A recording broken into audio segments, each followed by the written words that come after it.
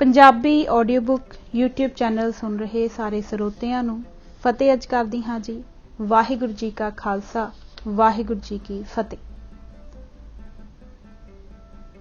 अकाल publication California वालों एक छोटा जिहा किताबचा छापिया गया है जिस विच सिख नौजवानी दे रूहे रवां भाई संदीप सिंह दीप सिद्धू दे जीवन सफर विचार दृढ़ता ते दलेरी नूं लफ्ज़ां च बयानन दी कोशिश की गई है।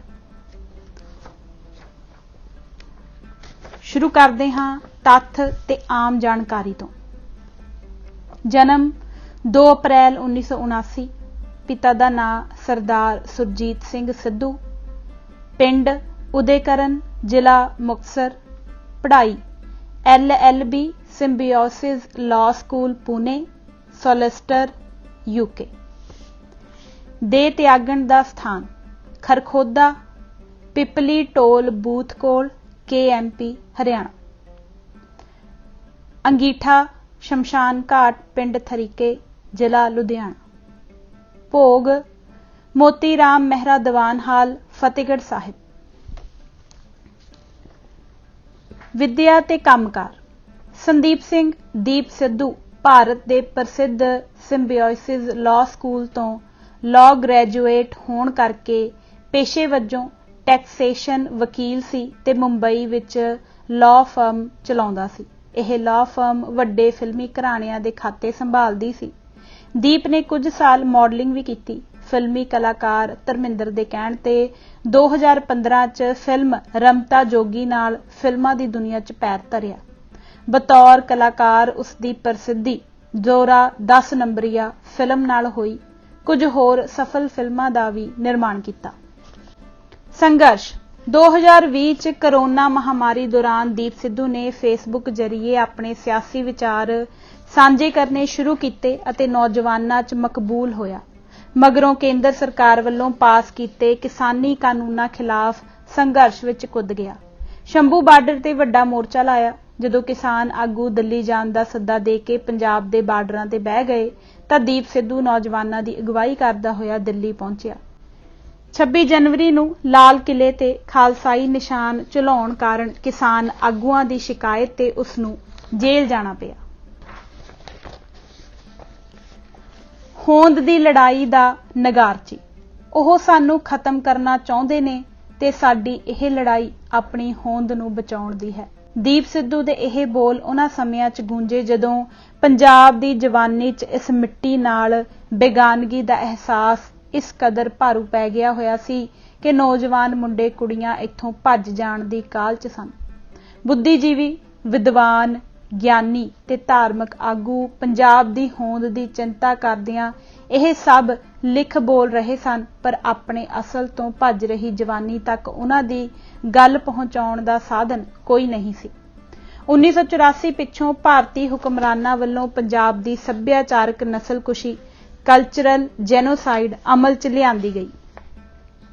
आधुनिक स्कूल कालेज की पढ़ाई यूनीवर्सिटियां राही नास्तिकता दा पाठ पठन छलारू गायकी उजड़ गीतकारी नाच गाणियां शराबां ते चिट्टे ने प्रोफैसर पूरन सिंह दे पंजाब दे अलबेले गभरूआं नूं इस मिट्टी दे फर्जां तो तां मुनकर कीता ही सगों उसनूं गुलामी दे एहसास तो भी कोरे कीता जो 20वीं सदी दे अंत विच संत जरनैल सिंह पिंडरांवालिਆਂ सने लखां सिखां ने शहीदियां दे के पैदा कीता सी। दीप अपनी एक गलबात विच दसदा सी कि जदों उसदी बंबे विचली ला फर्म करोड़ा रुपया कमा रही सी तां अचानक एक वलवला पैदा होया कि यह पैसे ते पदार्थ उसदे असल नूं खोर रिहा। छेती ओह करोड़ां दे मुनाफे वाली ला फर्म दा मूँह तोड़ के अपने अंदर दी आवाज़ सुन के पंजाब मुड़िया। मन दी निर्मलता कारण उसनूं समझण च देर ना लगी कि पंजाब एक गुलामी च जी रिहा। सियासी ते समाजिक ढांचे दी गुलामी सानू खत्म करन लई भारती स्टेट नीतियां घड़दी आ। साडे लई हुण होंद दी लड़ाई लड़नी लाजमी आ। ओह फेसबुक ते लाइव होके कहण लगा भारती स्टेट भी उही काम कर रही आ जिहड़ा ब्रिटिश सरकार करदी सी। साडे सोमिਆਂ दी लुट खसुट साडी बोली सभ्याचार दा नुकसान पंजाब हिंदुस्तान दी कलोनी आ ਇਹ ਸਰਕਾਰ ਦੀ ਨੀਤੀ ਆ, ਨਸ਼ੇ भी सरकार की नीति का ही हिस्सा ने। 3 काले खेती कानूनां की लड़ाई शुरू हुई तो कामरेडां दीआं किसान यूनीयनां ने किसानी की थां अपने हित अगे रख के प्रोग्राम देने शुरू किए। रेल रोको का प्रोग्राम दिता पर पंजाब सरकार के दबाव च आके रेलों तो धरने चुक लए। किसान यूनीयन उगराहां ने गुरु के जयकारे लाउण ते भी पाबंदी ला दी। भाई संदीप सिंह निडर सोच के धारनी सन। उन्होंने किसान यूनीयन आगुआं ते पंजाब के चालू किस्म के गायकों के किरदार नूं एक मीटिंग विच ही पछाण लिया। उन्हां दे नाल चल के डीसी दफ्तर अगे धरने लाउण दी थां 25 सितंबर 2020 नूं दीप सिद्धू ने शंभू बार्डर ते अपना मोर्चा शुरू किया। खालसाई निशाना थल्ले बेमिसाल ठाठा मारदे इकट्ठ विच घट्टो घट समर्थन मुल वर्गियां निगूणियां मंगां नहीं सन ते ना ही जयकारियां ते कोई पाबंदी सी। ढैंदियां कलावां दे रोणियां विच ओह इकट्ठ आस दी किरण वांग सी, क्योंकि दीप दी इक आवाज़ ते पंजाब दी सिख किसानी जब आव की औद निधान बनै अत हीरन मैं तब जूझ मरो गाउंदी ते जयकारे छड्डदी दस गई कि पंजाब दे जायां ने अजे इस नूं बिदावा नहीं दिता। शंभू मोर्चे ने ही किसान यूनीयनां नूं दिल्ली घेरन दा वड्डा प्रोग्राम देण लई मजबूर किया। दीप सिद्धू की अगवाई च पंजाब दी दिल्ली ते चढ़ाई। भाई संदीप सिंह दी किसानी मोर्चे च देण नूं शब्दां विच बयान नहीं किया जा सकदा। ओह कहिंदा लड़ाई फसलां दी नहीं, लड़ाई नस्लां दी आ। दिल्ली जाण दा नारा दे के किसान यूनीयनां दे आगू पंजाब हरियाणा दे बार्डरां ते बह गए। दीप सिद्धू जो पहलां ही शंभू राजपुरा बार्डर ते मोर्चा लगाई बैठा सी ने नौजवानां नूं अगवाई दित्ती ते चढ़दी कला विच दिल्ली पहुंचे। एक पुलिस अफसर ने जदों दीप सिद्धू नूं रोकिया तां उस अफसर नाल होई तलख गलबात दुनिया भर दे मीडिया विच गई। उस तो बाद भारत दी राष्ट्रवादी पत्रकार बरखा दत्त ने दीप सिद्धू नाल इंटरव्यू की, पर संत जरनैल सिंह बारे गलत बयानबाजी करके बरखा ने दीप कोलों बहुत फजीहत करवाई। उस रात दीप ने बंगला साहिब मत्था टेक के चढ़दी कला की अरदास की। दूजे पासे किसान जथेबंदियां ने दीप की आलोचना शुरू कर दी कि दीप उन्हां दा अनुशासन भंग कर रहा। दीप सिद्धू ने वडेरे हितां लई किसानां आगूआं दी अगवाई मान लई, पर किसान लीडर दिल्ली वड़न लई तैयार नहीं सन। अद्धे किसान आगू बुराड़ी मैदान जा रहे सन, जदों कि अद्धे करनाल बाईपास ते बैठण लई सहमत सी। आखिर शंभू तो आई ट्रैक्टर ट्राली नूं स्टेज बना के दिल्ली तो करीब 30 किलोमीटर पिछे ਸਿੰਘੂ बार्डर ते मोर्चा ला दिता। पंजाब तो पहुंचे किसान आगूआं ने स्टेज ते कब्जा कर लिया।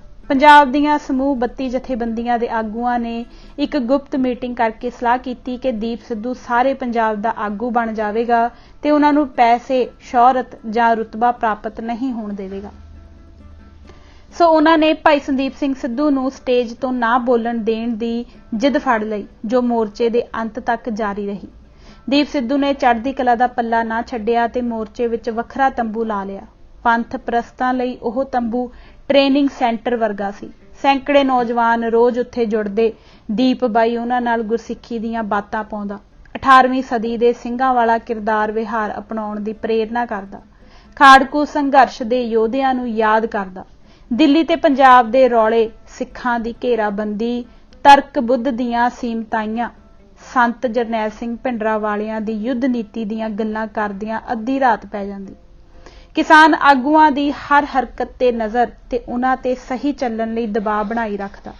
केंद्र सरकार दे मंत्रियां नाल किसान आगूआं दी मीटिंग दौरान जदों सारा पंजाब बाहर फैसला उडीक रहा हुंदा तां किसान आगू सरकारी बुरकी खा के खाली हत्थ मुड़ आउंदे, सारा समा खाने ते ला दिंदे। इस वरतारे बारे भाई संदीप सिंह ने किसान आगूआं नूं नसीहत कीती कि आपदियां रोटियां पौणियां च बन के लिजाया करो, उन्हां नाल बराबर दे हो के गल करो।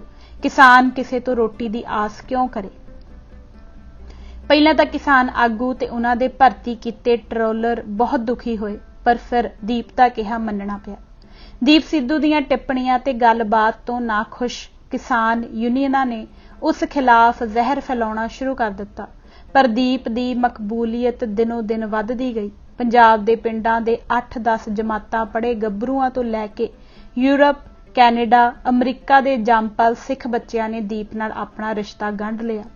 ਭਾਈ ਸੰਦੀਪ ਸਿੰਘ ਹਰ ਵਰਗ ਨਾਲ ਉਸਦੀ ਭਾਸ਼ਾ ਤੇ ਉਸਦੇ ਮੁਹਾਵਰੇ 'ਚ ਗੱਲ ਕਰਨ ਦੀ ਸਮਰੱਥਾ ਰੱਖਦੇ ਸਨ। ਉਹ ਕਦੇ ਵੀ ਅਗਲਾ ਬੰਦਾ ਵੇਖ ਕੇ ਆਪਣੀ ਗੱਲ ਨਹੀਂ ਬਦਲਦੇ ਸੀ, ਪਰ ਲੋੜ ਮੁਤਾਬਕ ਭਾਸ਼ਾ ਤੇ ਮੁਹਾਵਰਾ ਬਦਲ ਲੈਂਦੇ। 25 ਦੀ ਸ਼ਾਮ ਨੂੰ ਕਿਸਾਨ ਯੂਨੀਅਨਾਂ ਦੇ ਦਿੱਲੀ ਤੋਂ ਬਾਹਰਵਾਰ ਨੂੰ ਦਿੱਤੇ ਟਰੈਕਟਰ ਮਾਰਚ ਰੂਟ ਤੋਂ ਖਫਾ ਹੋ ਕੇ ਉਹਨਾਂ ਤੋਂ ਨਾਬਰ ਹੋ ਗਏ। ਪਹਿਲੀ ਵਾਰ ਦੀਪ ਉਸ ਸਟੇਜ ਤੇ ਸੰਗਤ ਨੂੰ ਮੁਖਾਤਬ ਹੋਇਆ। ਉਸਨੇ ਨੌਜਵਾਨਾਂ ਦੇ ਨਾਲ ਖਲੋਣ ਦੀ ਗੱਲ ਕਹੀ।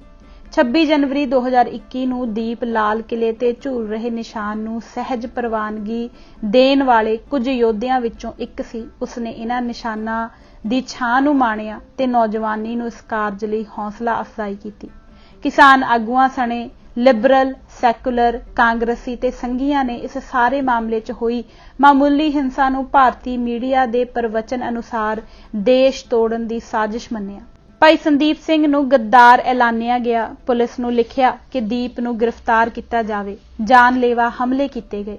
ਪੁਲਿਸ ਨੇ ਦੀਪ ਸਿੱਧੂ ਦੇ ਸਿਰ ਇਨਾਮ ਰੱਖਿਆ। ਆਖਰ 9 ਫਰਵਰੀ 2021 ਨੂੰ ਦੀਪ ਸਿੱਧੂ ਦਿੱਲੀ ਪੁਲਿਸ ਨੇ ਗ੍ਰਿਫਤਾਰ ਕਰ ਲਿਆ। ਲੰਬੇ ਪੁਲਿਸ ਰਿਮਾਂਡ ਦੇ ਬਾਵਜੂਦ ਯੋਧੇ ਨੂੰ ਤੋੜ ਨਾ ਸਕੇ।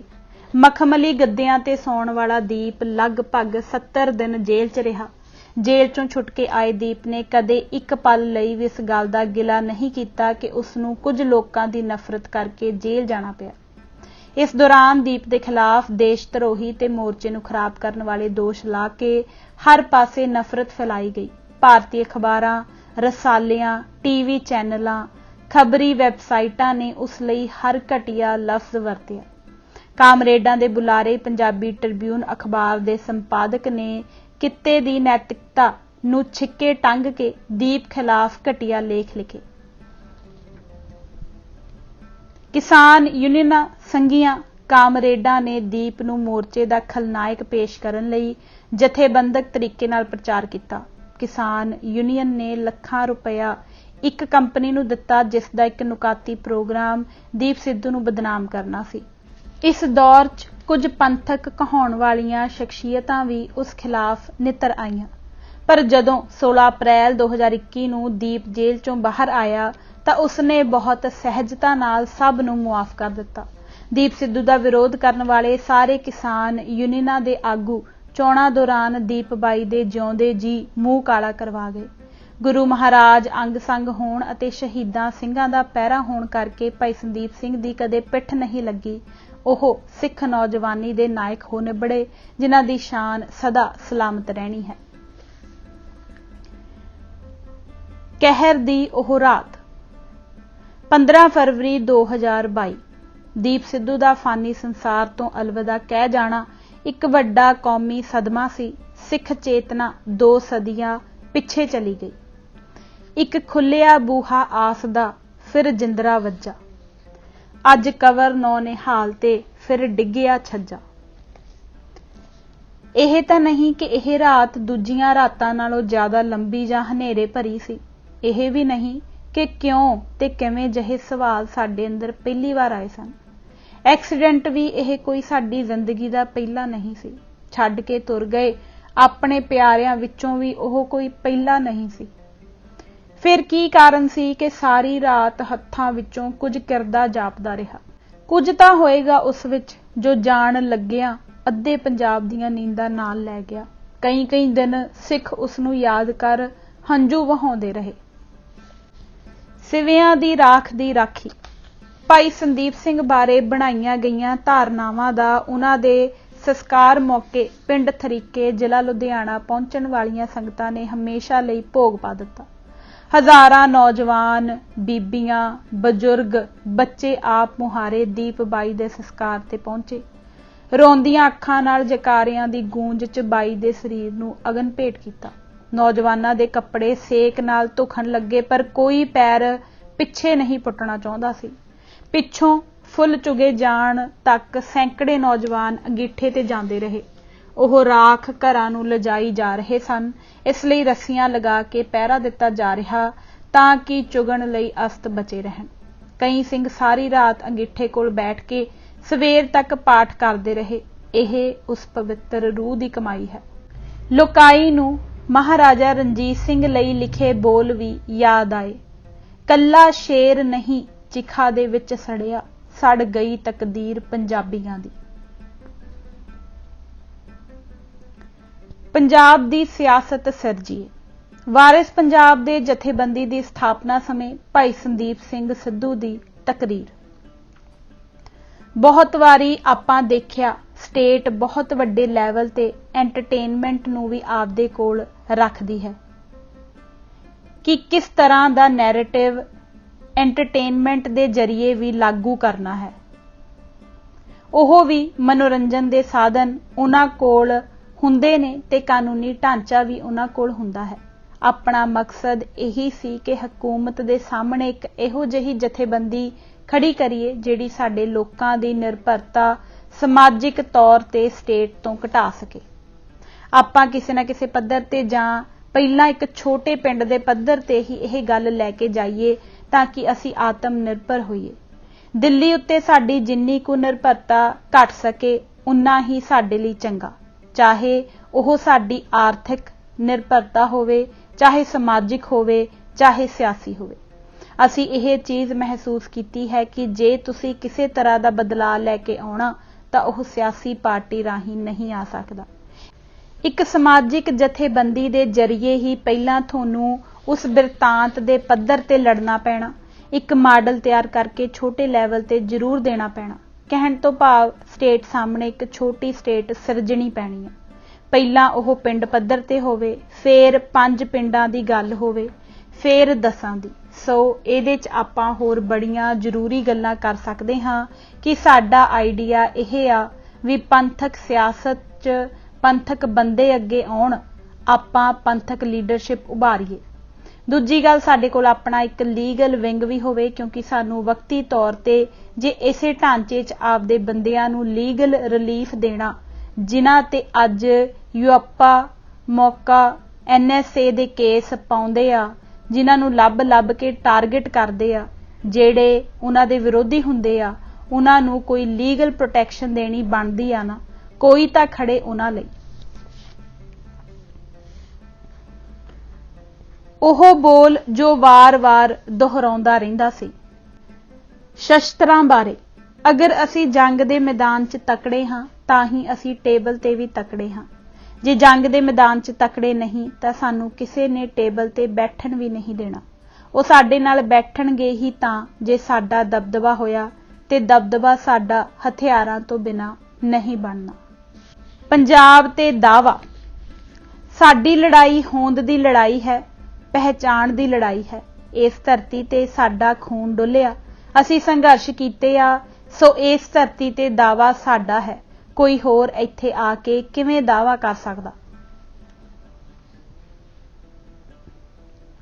ਦੁਸ਼ਮਣ ਬਾਰੇ, ਜਦੋਂ ਤੱਕ ਸਾਨੂੰ ਇਹ ਨਹੀਂ ਸਮਝ ਆਊਗਾ ਬਾਈ ਜਿਹੜਾ ਦੁਸ਼ਮਣ ਆ ਉਹਦੇ ਵਾਕਿਆ ਰਾਵਣ ਵਾਂਗ 10 ਸਿਰ ਆ, ਉਹ ਕਦੇ ਕਾਂਗਰਸ ਦੇ ਰੂਪ 'ਚ ਆਉਂਦਾ, ਕਦੇ BJP ਦੇ ਰੂਪ 'ਚ ਆਉਂਦਾ, ਕਦੇ ਆਮ ਆਦਮੀ ਪਾਰਟੀ ਦੇ ਰੂਪ 'ਚ ਆਉਂਦਾ, ਕਦੇ ਸਾਡੇ 'ਚੋਂ ਹੀ ਸਾਡੇ ਬੰਦੇ ਉਸ ਰਾਵਣ ਦੇ ਇੱਕ ਸਿਰ ਨੂੰ ਰਿਪਰੈਜ਼ੈਂਟ ਕਰਦੇ ਆ। ਸਾਨੂੰ ਦੁਸ਼ਮਣ ਦੀ ਪਹਿਚਾਣ ਹੈ ਹੀ ਨਹੀਂ। ਸਾਨੂੰ ਦੁਸ਼ਮਣ ਦੀ ਪਹਿਚਾਣ ਕਰਨੀ ਪਊ ਤੇ ਆਪਣੇ ਜਰਨੈਲਾਂ ਦੀ ਵੀ ਪਹਿਚਾਣ ਕਰਨੀ ਪਊ। ਸਿੱਖਾਂ ਦੇ ਸੁਭਾਅ ਬਾਰੇ, ਜੇ ਸਰਕਾਰ ਇਹ ਸੋਚੇ ਕਿ ਸਿੱਖਾਂ ਨੂੰ ਇਹਨਾਂ ਦੇ ਹੱਕ ਨਹੀਂ ਦੇਣੇ ਤਾਂ ਇਹ ਖਾਲੀ ਹੱਥ ਨਹੀਂ ਜਾਂਦੇ। ਸਿੱਖ ਕਿਸੇ ਵੀ ਹੱਦ ਤੱਕ ਜਾ ਕੇ ਸੰਘਰਸ਼ ਕਰਨ ਦਾ ਜਜ਼ਬਾ ਰੱਖਦੇ ਨੇ। ਇਹ ਚਿਣਗਾਂ ਸਾਡੇ ਅੰਦਰ ਸਾਡੇ ਗੁਰੂ ਸਾਹਿਬ ਨੇ ਲਾਈਆਂ, ਇਹ ਸਾਡੇ ਅੰਦਰੋਂ ਖਤਮ ਨਹੀਂ ਹੋ ਸਕਦੀਆਂ। ਤਰਕ, ਅਕਲ ਤੇ ਅਧਿਆਤਮ। ਰਣਜੀਤ ਸਿੰਘ ਢੱਡਰੀਆਂ ਵਾਲੇ ਵੱਲੋਂ ਗੁਰੂ ਗ੍ਰੰਥ ਸਾਹਿਬ ਤੇ ਕੀਤੇ ਤਰਕਾਂ ਨੂੰ ਮੁਖਾਤਬ ਹੋ ਭਾਈ ਸੰਦੀਪ ਸਿੰਘ ਕਹਿੰਦੇ ਨੇ, ਤੁਸੀਂ ਅਧਿਆਤਮ ਨੂੰ ਸਿਰਫ ਦਿਮਾਗ ਤੱਕ ਤੇ ਦਿਮਾਗ ਰਾਹੀਂ ਗ੍ਰਹਿਣ ਕਰਨ ਤੱਕ ਸੀਮਿਤ ਕਰਦੇ ਹੋ। ਗਿਆਨ ਦਾ ਸੰਬੰਧ ਤਾਂ ਆਤਮਾ ਨਾਲ ਹੁੰਦਾ ਅਤੇ ਅਧਿਆਤਮ ਦਾ ਸੰਬੰਧ ਵੀ ਆਤਮਾ ਨਾਲ ਹੁੰਦਾ। ਅਧਿਆਤਮ ਦੀਆਂ ਗੱਲਾਂ ਬੜੀਆਂ ਵੱਖਰੀਆਂ ਹੁੰਦੀਆਂ, ਇਹ ਵਿਆਖਿਆ ਤੋਂ ਵੀ ਪਰਾਂ ਦੀਆਂ ਹੁੰਦੀਆਂ ਨੇ। ਉਹ ਰੂਹਾਂ ਦੇ ਰਿਸ਼ਤੇ ਆ ਤੇ ਰੂਹਾਂ ਦੀ ਗੱਲ ਅਸੀਂ ਦਿਮਾਗ ਤੱਕ ਨਹੀਂ ਸੀਮਿਤ ਕਰ ਸਕਦੇ।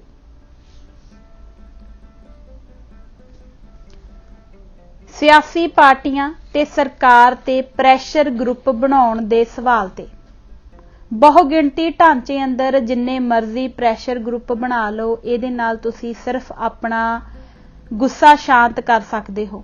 ਲੜਾਈ ਤਾਂ ਲਕੀਰ ਖਿੱਚ ਕੇ ਲੜਨੀ ਪਊ। ਤੁਸੀਂ ਲਕੀਰ ਦੇ ਇਧਰਲੇ ਪਾਸੇ ਹੋ ਜਾਂ ਤੁਸੀਂ ਸਟੇਟ ਵਾਲੇ ਪਾਸੇ ਹੀ ਹੋ। ਪ੍ਰੈਸ਼ਰ ਗਰੁੱਪ ਦਾ ਫਾਇਦਾ ਜਾਂ ਸਿਵਲ ਢਾਂਚੇ ਦਾ ਫਾਇਦਾ ਉੱਥੇ ਹੁੰਦਾ ਜਦੋਂ ਤੁਹਾਡੇ ਕੋਲ ਆਪਦਾ ਕੋਈ ਢਾਂਚਾ ਹੋਵੇ। ਜੇ ਲਕੀਰ ਖਿੱਚ ਕੇ ਨਹੀਂ ਲੜਦੇ ਤਾਂ ਤੁਸੀਂ ਗੁਲਾਮ ਮਾਨਸਿਕਤਾ ਨੂੰ ਵਧਾ ਰਹੇ ਹੋ। ਬੇਅਦਬੀ ਕਰਨ ਵਾਲਿਆਂ ਨੂੰ ਸੋਧਾ ਲਾਉਣ ਬਾਰੇ। ਫੇਰ ਤਾਂ ਜਿੱਦਣ ਅਸੀਂ ਮੱਸਾ ਰੰਗੜ ਦਾ ਸਿਰ ਦਰਬਾਰ ਸਾਹਿਬ ਲਾਇਆ ਸੀ, ਉਹ ਵੀ ਲੀਚਿੰਗ ਹਜ਼ੂਮੀ ਕਤਲ ਸੀ।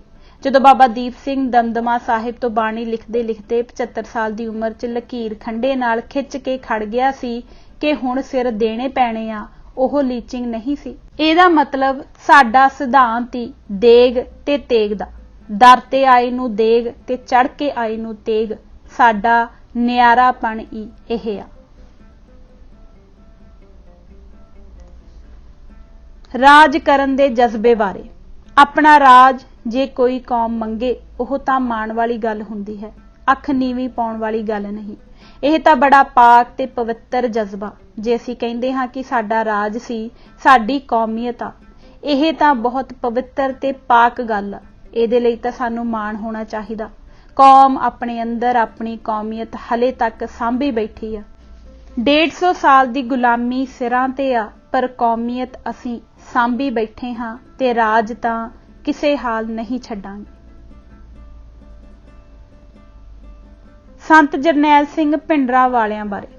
ਸੰਤ ਭਿੰਡਰਾਂਵਾਲਿਆਂ ਬਾਰੇ ਭਾਈ ਸੰਦੀਪ ਸਿੰਘ ਦੀਆਂ ਅਨੇਕ ਤਕਰੀਰਾਂ ਹਨ। ਉਹ ਆਪਣੇ ਆਪ ਨੂੰ ਸੰਤਾਂ ਦੇ ਰਾਹ ਦਾ ਕਿਣਕਾ ਹੀ ਮੰਨਦਾ ਸੀ, ਪਰ ਆਲੋਚਨਾ ਦੇ ਮੌਕੇ ਲੱਭ ਰਹੇ ਲੋਕ ਉਸ ਤੇ ਸੰਤਾਂ ਨਾਲ ਤੁਲਨਾ ਕਰਨ ਦਾ ਇਲਜ਼ਾਮ ਲਾਉਂਦੇ। ਉਸ ਦੇ ਜਾਣ ਪਿੱਛੋਂ ਸੰਗਤਾਂ ਵੱਲੋਂ ਪ੍ਰਗਟਾਈਆਂ ਭਾਵਨਾਵਾਂ ਬਾਰੇ ਵੀ ਏਦਾਂ ਦੇ ਇਲਜ਼ਾਮ ਲੱਗੇ, ਪਰ ਦੀਪ ਇਸ ਮਸਲੇ ਤੇ ਕਹਿ ਗਿਆ ਸੀ। ਇੱਕ ਫੋਟੋ ਜਿੱਥੇ ਤੀਰ ਆ ਮੇਰੇ ਹੱਥ 'ਚ, ਉਹ ਬੜੀ ਵਾਇਰਲ ਹੋਈ। ਕਈ ਤਰ੍ਹਾਂ ਦੀਆਂ ਪੋਸਟਾਂ ਵਾਇਰਲ ਹੋ ਰਹੀਆਂ ਨੇ ਜਿੱਥੇ ਸੰਤ ਜਰਨੈਲ ਸਿੰਘ ਭਿੰਡਰਾਂਵਾਲਿਆਂ ਨਾਲ ਮੇਰਾ ਕੰਪੈਰੀਜ਼ਨ ਕੀਤਾ ਜਾ ਰਿਹਾ, ਜਾਂ ਇਹ ਕਹਿ ਲਓ ਵੀ ਇਹੀ ਕਿਹਾ ਜਾ ਰਿਹਾ ਵੀ ਦੇਖੋ ਉਹਨਾਂ ਤੋਂ ਬਾਅਦ ਸਾਨੂੰ ਇੱਕ ਹੋਰ ਆਗੂ ਮਿਲ ਗਿਆ। ਇੱਕ ਮੈਂ ਸੰਗਤ ਨੂੰ ਬੇਨਤੀ ਕਰਨਾ ਚਾਹੁੰਦਾ ਹੱਥ ਜੋੜ ਕੇ। ਸੰਤ ਸੀ ਜਿਹੜੇ ਇੱਕ ਰੂਹਾਨੀ ਸ਼ਖਸੀਅਤ ਸੀ ਤੇ ਮੈਂ ਇੱਕ ਆਮ ਮਨੁੱਖ ਹਾਂ। ਬੜੀਆਂ ਕਮੀਆਂ ਮੇਰੇ 'ਚ ਤੇ ਉਹਨਾਂ ਨਾਲ ਮੁਕਾਬਲਾ ਤਾਂ ਕਿਸੇ ਵੀ ਲੈਵਲ ਤੇ ਜਾ ਕੇ ਨਹੀਂ ਹੋ ਸਕਦਾ। ਉਹਨਾਂ ਦੇ ਪੈਰ ਵਰਗੇ ਵੀ ਨਹੀਂ ਆਪਾਂ। ਕਲਾ ਵਰਤਣੀ। ਸਾਡੇ ਗਾਤਰੇ ਪਵਾ ਦਿਓ ਬਾਜਾਂ ਵਾਲਿਓ। ਭਾਈ ਸੰਦੀਪ ਸਿੰਘ ਕਦੇ ਦਾਅਵਾ ਨਹੀਂ ਸੀ ਕਰਦੇ ਕਿ ਉਹਨਾਂ ਨੂੰ ਸਭ ਸਮਝ ਲੱਗ ਗਈ ਹੈ। ਉਹ ਡੂੰਘੇ ਰਹੱਸਾਂ ਬਾਰੇ ਜੋੜ ਤੋੜ ਲਾ ਕੇ ਗੱਲ ਨਹੀਂ ਕਰਦੇ ਸੀ, ਸਗੋਂ ਮਨੁੱਖੀ ਅਕਲ ਦੀਆਂ ਜਰਬਾਂ ਤਕਸੀਮਾਂ ਦਾ ਅਕਾਲ ਪੁਰਖ ਗੁਰੂ ਮਹਾਰਾਜ ਅੱਗੇ ਮੱਥਾ ਟਿਕਵਾ ਕੇ ਵਾਹਿਗੁਰੂ ਦੀ ਕਲਾ ਵਰਤਨ ਦੀ ਗੱਲ ਕਰਦੇ। ਆਧੁਨਿਕਤਾ ਦੇ ਗਰਸੇ ਨਾਸਤਿਕ ਬੁੱਧੀ ਮਜ਼ਾਕ ਉਡਾਉਂਦੇ ਕਿ ਫਲਾਣੇ ਥਾਂ ਕਲਾ ਕਿਉਂ ਨਹੀਂ ਵਰਤੀ, ਫਲਾਣੇ ਥਾਂ ਸ਼ਹੀਦ ਸਿੰਘਾਂ ਦਾ ਪਹਿਰਾ ਕਿਉਂ ਨਹੀਂ ਲੱਗਿਆ। ਪਰ ਦੀਪ ਉੱਚੀਆਂ ਦੁਨਿਆਵੀ ਪੜ੍ਹਾਈਆਂ ਪੜ੍ਹ ਕੇ ਵੀ ਅਕਾਲ ਪੁਰਖ ਦੀ ਕਲਾ ਤੋਂ ਆਕੀ ਨਹੀਂ ਹੋਇਆ। ਉਹਨਾਂ ਦੇ ਸੰਸਕਾਰ ਵਾਲੇ ਦਿਨ ਸਿੱਖ ਸੰਗਤਾਂ ਦਾ ਇਕੱਠ ਵੇਖ ਕੇ ਕੁਝ ਤਰਕ ਬੁੱਧੀ ਲੋਕਾਂ ਨੇ ਨੁਕਤਾ ਚੁੱਕਿਆ ਕਿ ਪਤਿਤ ਜੇ ਕੌਮ ਦੇ ਹੀਰੋ ਹੋਊ ਤੇ ਜਵਾਨੀ ਗਲਤ ਅਸਰ ਕਬੂਲ ਕਰੂ। ਪਰ ਦੀਪ ਦੇ ਬਲ ਰਹੇ ਸਿਵੇ ਦੇ ਕੋਲ ਇੱਕ ਮੋਨਾ ਨੌਜਵਾਨ ਕੂਕ ਕੂਕ ਕੇ ਕਹਿ ਰਿਹਾ ਸੀ, ਸਾਨੂੰ ਸ਼ਸਤਰਾਂ ਨਾਲ ਨਵਾਜੋ ਬਾਜਾ ਵਾਲਿਓ, ਸਾਨੂੰ ਚਰਨਾਂ ਨਾਲ ਲਾ ਲਓ ਬਾਜਾ ਵਾਲਿਓ, ਸਾਡੇ ਗਾਤਰੇ ਪਵਾ ਦਿਓ ਬਾਜਾ ਵਾਲਿਓ, ਸਾਨੂੰ ਭੁੱਲਿਆਂ ਨੂੰ ਰਸਤਾ ਦਿਖਾ ਦਿਓ ਬਾਜਾ ਵਾਲਿਓ। ਇਹ ਵੀ ਅਕਾਲ ਪੁਰਖ ਦੀ ਕਲਾ ਸੀ ਜੋ ਸਭ ਨੇ ਪ੍ਰਤੱਖ ਵਰਤਦੀ ਵੇਖੀ। ਸ਼ਹੀਦੀ ਪਹਿਰਾ। ਭਾਈ ਸੰਦੀਪ ਸਿੰਘ ਜਦੋਂ ਸ਼ਹੀਦੀ ਪਹਿਰੇ ਦੀ ਗੱਲ ਕਰਦੇ ਤਾਂ ਮੂਰਖ ਲੋਕ ਉਹਨਾਂ ਦਾ ਮਜ਼ਾਕ ਬਣਾਉਂਦੇ, ਪਰ ਦੀਪ ਮੌਜੂਦਾ ਸਿੱਖ ਸੰਘਰਸ਼ ਦੇ ਸ਼ਹੀਦਾਂ ਨਾਲ ਬੇਅੰਤ ਪਿਆਰ ਕਰਦੇ ਸਨ। ਸ਼ਹੀਦਾਂ ਦਾ ਅੰਗ ਸੰਗ ਰਹਿੰਦੇ ਹੋਣਾ ਕੋਈ ਅਤਕਥਨੀ ਨਹੀਂ। ਭਾਈ ਗੁਰਜੰਟ ਸਿੰਘ ਬੁੱਧ ਸਿੰਘ ਵਾਲਾ ਜੀ ਨਾਲ ਆਪ ਜੀ ਦੀ ਪਰਿਵਾਰਕ ਸਾਂਝ ਸੀ। ਆਪ ਜੀ ਦੇ ਪਿਤਾ ਪੇਸ਼ੇ ਵਜੋਂ ਵਕੀਲ ਤੇ ਦਾਦਾ ਜੀ ਅਕਾਲੀ ਮੋਰਚਿਆਂ ਦੇ ਕਾਰਕੁਨ ਸਨ। ਸੰਦੀਪ, ਜਿਸ ਨੂੰ ਬਚਪਨ ਵਿੱਚ ਸੋਨੂ ਕਹਿੰਦੇ ਸੀ, ਤੇ ਭਾਈ ਗੁਰਜੰਟ ਸਿੰਘ ਵਾਲਾ ਜਦੋਂ ਕਦੇ ਸਰਦਾਰ ਸੁਰਜੀਤ ਸਿੰਘ ਸਿੱਧੂ ਨੂੰ ਮਿਲਣ ਆਉਂਦੇ ਤੇ ਸੋਨੂ ਨਾਲ ਬਹੁਤ ਪਿਆਰ ਜਤਾਉਂਦੇ। ਦੀਪ ਨੂੰ ਉਹਨਾਂ ਦੀ ਗੋਦੀ 'ਚ ਖੇਡਣ ਦਾ ਮਾਣ ਪ੍ਰਾਪਤ ਹੈ। ਦੀਪ ਸਿੱਧੂ ਆਪਣੇ ਵਕਾਲਤ ਅਤੇ ਫਿਲਮੀ ਕਰੀਅਰ ਦੇ ਸਿਖਰ ਤੇ ਵੀ ਭਾਈ ਗੁਰਜੰਟ ਸਿੰਘ ਬੁੱਧ ਸਿੰਘ ਵਾਲਾ ਦੇ ਮਾਤਾ ਜੀ ਨੂੰ ਮਿਲਣ ਤੇ ਆਸ਼ੀਰਵਾਦ ਲੈਣ ਪਹੁੰਚਦੇ ਸਨ। ਸ਼ਹੀਦਾਂ ਸਿੰਘਾਂ ਦੀਆਂ ਕਮਾਈਆਂ ਬਾਰੇ ਸ਼ੰਕੇ ਕਰਨ ਵਾਲੇ ਨਹੀਂ ਜਾਣਦੇ ਕਿ ਸ਼ਹੀਦ ਸਿੰਘਾਂ ਦੇ ਪਹਿਰਿਆਂ ਦੀ ਸਿੱਖ ਇਤਿਹਾਸ 'ਚ ਕੀ ਮਹਾਨਤਾ ਹੈ।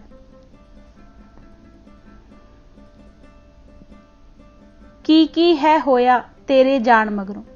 ਦੀਪ ਸਿੱਧੂ ਦੇ ਚਲਾਣੇ ਮਗਰੋਂ ਕੁੱਲ ਆਲਮ 'ਚ ਵਸਦੀ ਸਿੱਖ ਸੰਗਤ ਨੇ ਉਸ ਦੀ ਯਾਦ 'ਚ ਅਖੰਡ ਪਾਠ ਸਾਹਿਬ ਕਰਵਾਏ, ਟਰੱਕ ਕਾਰ ਰੈਲੀਆਂ ਕੱਢੀਆਂ।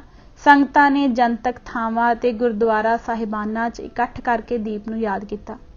ਨਨਕਾਣਾ ਸਾਹਿਬ, ਜਿੱਥੇ ਦਰਸ਼ਨਾਂ ਲਈ ਜਾਣਾ ਹਰ ਸਿੱਖ ਦਾ ਸੁਪਨਾ ਹੁੰਦਾ, ਉੱਥੇ ਵੀ ਦੀਪ ਦੀ ਯਾਦ 'ਚ ਅਖੰਡ ਪਾਠ ਸਾਹਿਬ ਦੇ ਭੋਗ ਪਾਏ ਗਏ।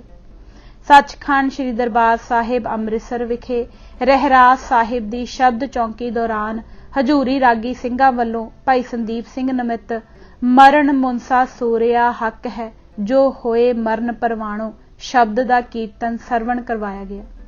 ਭਾਈ ਸੰਦੀਪ ਸਿੰਘ ਚਲਾਣੇ ਤੋਂ ਪਹਿਲਾਂ ਸਰਦਾਰ ਸਿਮਰਨਜੀਤ ਸਿੰਘ ਮਾਨ ਦੇ ਹੱਕ 'ਚ ਡਟ ਕੇ ਪ੍ਰਚਾਰ ਕਰ ਰਿਹਾ ਸੀ। ਦੀਪ ਦੇ ਜਾਣ ਮਗਰੋਂ ਸਰਦਾਰ ਮਾਨ ਨੂੰ 1999 ਅਤੇ 1999 ਦੀਆਂ ਚੋਣਾਂ ਜਿਹੀ ਹਮਾਇਤ ਮਿਲੀ। ਨੌਜਵਾਨਾਂ ਨੇ ਸਰਦਾਰ ਮਾਨ ਦੀ ਹਮਾਇਤ ਕਰਨ ਨੂੰ ਦੀਪ ਦੇ ਅਧੂਰੇ ਸੁਪਨੇ ਦੇ ਤੌਰ ਤੇ ਲਿਆ। ਪਿੰਡੋਂ ਪਿੰਡ ਸਰਦਾਰ ਮਾਨ ਦੀ ਹਮਾਇਤ ਲਈ ਪ੍ਰਚਾਰ ਆਰੰਭ ਹੋ ਗਿਆ। ਸ਼੍ਰੋਮਣੀ ਅਕਾਲੀ ਦਲ ਮਾਨ ਦੇ ਉਹ ਉਮੀਦਵਾਰ ਜਿਹੜੇ ਚੋਣ ਅਖਾੜੇ 'ਚ ਹਾਸ਼ੀਏ ਤੇ ਸਨ, ਚੋਣਾਂ ਦੀ ਅਖੀਰਲੇ 3 ਦਿਨਾਂ 'ਚ ਮਿਲੀ ਇਸ ਹਮਾਇਤ ਨਾਲ ਮੁਕਾਬਲੇ ਵਿੱਚ ਆ ਗਏ। 20 ਫਰਵਰੀ ਚੋਣਾਂ ਵਾਲੇ ਦਿਨ ਨੌਜਵਾਨਾਂ ਨੇ ਅੱਗੇ ਲੱਗ ਪਿੰਡਾਂ ਵਿੱਚ ਸ਼੍ਰੋਮਣੀ ਅਕਾਲੀ ਦਲ ਅੰਮ੍ਰਿਤਸਰ ਦੇ ਚੋਣ ਬੂਥ ਲਾਏ ਅਤੇ ਦੀਪ ਦੀ ਯਾਦ 'ਚ ਫਰਜ਼ ਸਮਝਦਿਆਂ ਸ਼੍ਰੋਮਣੀ ਅਕਾਲੀ ਦਲ ਮਾਨ ਦੇ ਉਮੀਦਵਾਰਾਂ ਨੂੰ ਖੁੱਲ੍ਹੀ ਹਮਾਇਤ ਦਿੱਤੀ।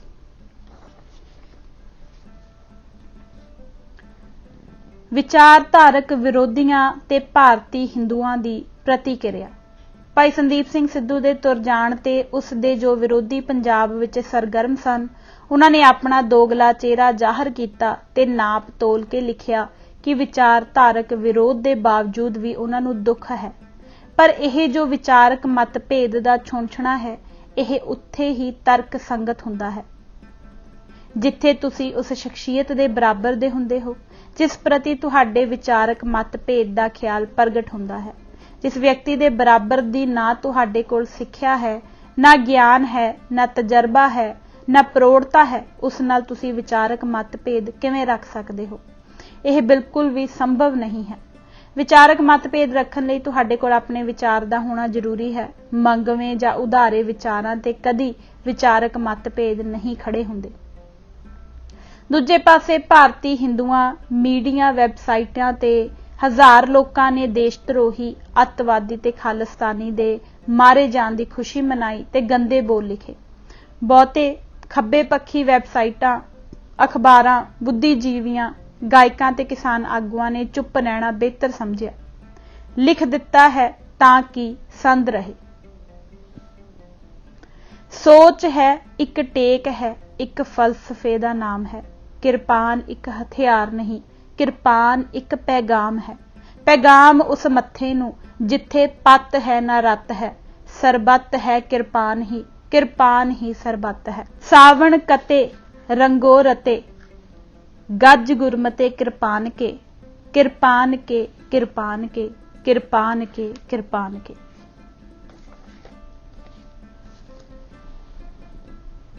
ਦੀਪ ਦਾ ਬਾਲਾਂ ਦੇ ਨਾਂ ਸੁਨੇਹਾ। ਮੇਰੇ ਦਾਦੇ ਨੇ ਮੈਨੂੰ ਕੋਲ ਬਿਠਾ ਲੈਣਾ ਤੇ ਮੇਰੇ ਅੰਦਰੋਂ ਕਿਸੇ ਵੀ ਤਰ੍ਹਾਂ ਦਾ ਭੈ ਮੁਕਾਉਣ ਲਈ ਬਾਤਾਂ ਸੁਣਾਉਣੀਆਂ।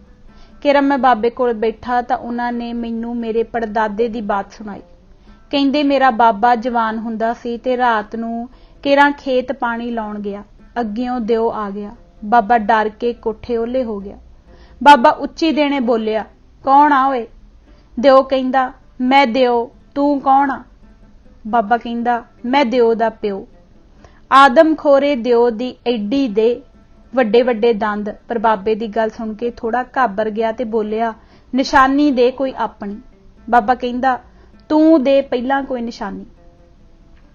ਦਿਓ ਨੇ ਆਪਣਾ ਇੱਕ ਵੱਡਾ ਸਾਰਾ ਦੰਦ ਪੱਟ ਕੇ ਸੁੱਟਿਆ। ਜਵਾਬ ਵਿੱਚ ਬਾਬੇ ਨੇ ਆਪਣੀ ਨਿਸ਼ਾਨੀ ਵਜੋਂ ਹਲ ਦਾ ਫਾਲਾ ਪੱਟਿਆ ਤੇ ਸੁੱਟਦਿਆਂ ਬੋਲਿਆ, ਆ ਚੱਕ ਫੇਰ ਮੇਰਾ ਦੰਦ।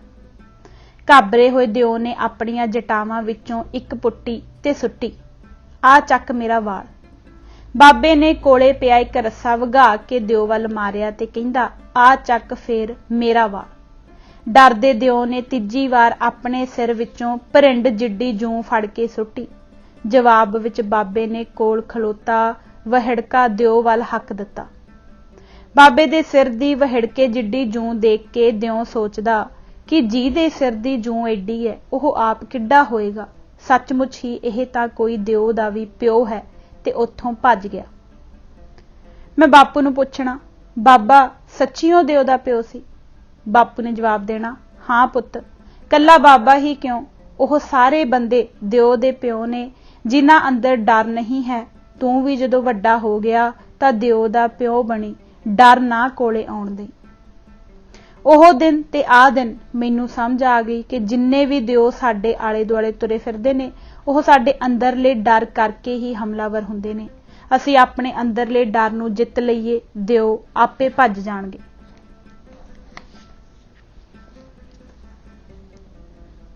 ਸਦੀਵੀ ਵਿਛੋੜਾ। ਬਾਈ ਦੀਪ ਸਿੱਧੂ 15 ਫਰਵਰੀ 2022 ਨੂੰ ਫਿਲਮ ਅਦਾਕਾਰਾ ਰੀਨਾ ਰਾਏ ਦੇ ਨਾਲ ਦਿੱਲੀ ਤੋਂ ਪੰਜਾਬ ਆ ਰਹੇ ਸੀ। ਇਸ ਦੌਰਾਨ ਉਹ ਭੇਦ ਭਰੀ ਹਾਲਤ ਵਿੱਚ ਚੜ੍ਹਾਈ ਕਰ ਗਏ। ਪੁਲਿਸ ਦੀ ਕਹਾਣੀ ਮੁਤਾਬਕ ਉਹਨਾਂ ਦੀ ਸਕਾਰਪੀਓ PB10 GK 7047 ਅੱਗੇ ਜਾ ਰਹੇ ਟਰੱਕ RJ32 BJ 8377 ਦੇ ਅਚਾਨਕ ਬ੍ਰੇਕਾਂ ਮਾਰਨ ਕਾਰਨ ਉਸ ਦੇ ਪਿੱਛੇ ਜਾ ਟਕਰਾਈ। ਦੀਪ ਸਿੱਧੂ ਇਸ ਹਾਦਸੇ ਵਿੱਚ ਗੰਭੀਰ ਜ਼ਖਮੀ ਹੋਇਆ, ਪਰ ਉਸ ਦੀ ਮੌਤ ਸ਼ੱਕੀ ਹਾਲਾਤ 'ਚ ਹੋਈ। ਪੁਲਿਸ ਅਫਸਰਾਂ ਦੇ ਵੱਖ-ਵੱਖ ਬਿਆਨਾਂ ਸਣੇ ਕੁਝ ਚਸ਼ਮਦੀਦਾਂ ਦੇ ਦਾਅਵਿਆਂ ਤੋਂ ਸਪਸ਼ਟ ਹੁੰਦਾ ਹੈ ਕਿ ਇਹ ਮਹਿਜ਼ ਹਾਦਸਾ ਨਹੀਂ ਸੀ। 26 ਜਨਵਰੀ 2021 ਪਿੱਛੋਂ ਦੀਪ ਸਿੱਧੂ ਤੇ ਪਹਿਲਾਂ ਵੀ ਕਾਤਲਾਨਾ ਹਮਲਾ ਹੋਇਆ ਸੀ ਅਤੇ ਅਣਜਾਣ ਲੋਕ ਉਸ ਦਾ ਪਿੱਛਾ ਕਰਦੇ ਰਹਿੰਦੇ ਸਨ। ਇਸ ਮਾਮਲੇ 'ਚ ਪੁਲਿਸ ਨੇ ਮੇਵਾਤ ਜ਼ਿਲ੍ਹੇ 'ਚ ਪੈਂਦੇ ਨੂੰਹ ਕਸਬੇ ਕੋਲ ਸਿੰਗਾਰ ਪਿੰਡ ਦੇ ਕਾਸਿਮ ਖਾਨ ਨਾਂ ਦੇ ਇੱਕ ਟਰੱਕ ਡਰਾਈਵਰ ਨੂੰ 17 ਫਰਵਰੀ ਨੂੰ ਗ੍ਰਿਫਤਾਰ ਕੀਤਾ ਤੇ ਅਗਲੇ ਦਿਨ ਜ਼ਮਾਨਤ ਤੇ ਛੱਡ ਦਿੱਤਾ। ਜਦ ਤੱਕ ਕੋਈ ਬੰਦਾ ਭਾਰਤੀ ਸਟੇਟ ਦੀਆਂ ਅੱਖਾਂ 'ਚ ਅੱਖਾਂ ਪਾ ਕੇ ਗੱਲ ਨਹੀਂ ਕਰਦਾ, ਉਦੋਂ ਤੱਕ ਉਹ ਬੰਦਾ ਸਾਡਾ ਬੰਦਾ ਨਹੀਂ ਆ। ਭਾਈ ਸੰਦੀਪ ਸਿੰਘ, ਦੀਪ ਸਿੱਧੂ। ਭੌ ਕੇ ਮਗਰ ਸ਼ਹੀਦਾਂ, ਤੂੰ ਦੇਖ ਤਾਂ ਸਹੀ ਕਿੰਨੀ ਲੰਮੀ ਹੈ ਦੇਖ ਕਤਾਰ ਪਿੱਛੇ।